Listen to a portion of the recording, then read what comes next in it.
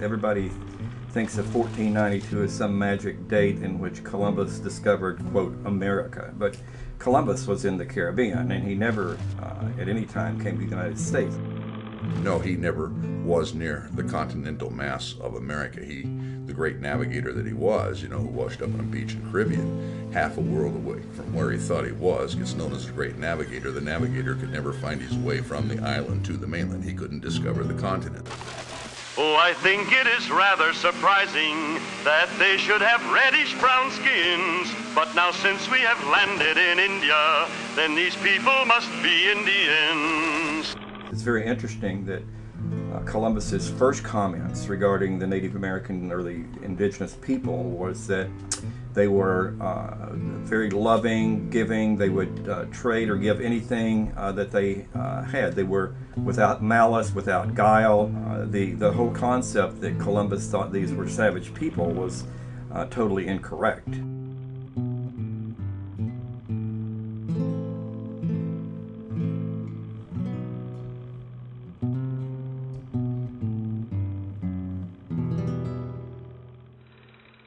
We'll call this part of India San Salvador, and I take possession of it in the name of the King and Queen of Spain.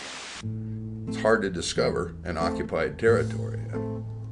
I often go for the first time to visit people who have moved into the area.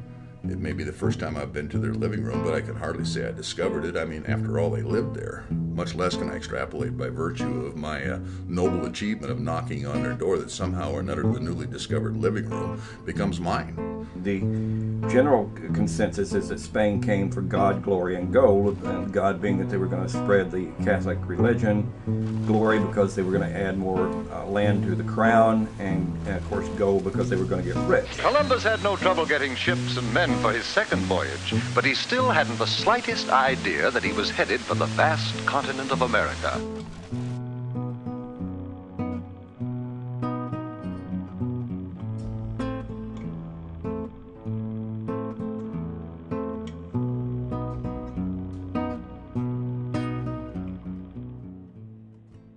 They issued documents to the native people to be read to the native people saying, if you don't convert to Catholicism and give us the gold, we will do all types of harm to you. We will kill your families. We will take your land. We will enslave you. And when native people didn't tell them where the gold was, or in many cases didn't know where the gold was, the Spanish simply tortured these people. They burned them at the stake alive. They had large hunting dogs that they fed the Indians to. It was death and destruction. Bartolome de las Casas, who was there during Columbus's tenure as governor of the island, placed the beginning population at about 3 million.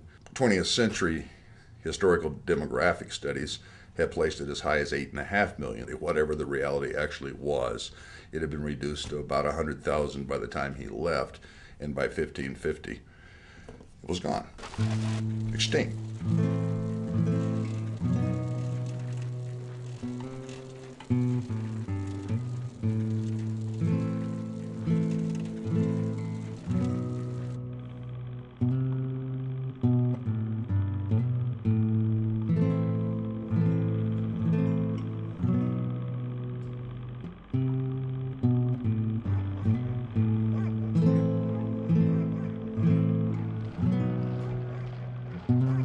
Columbus is symbolic, but what Columbus symbolizes is hideous.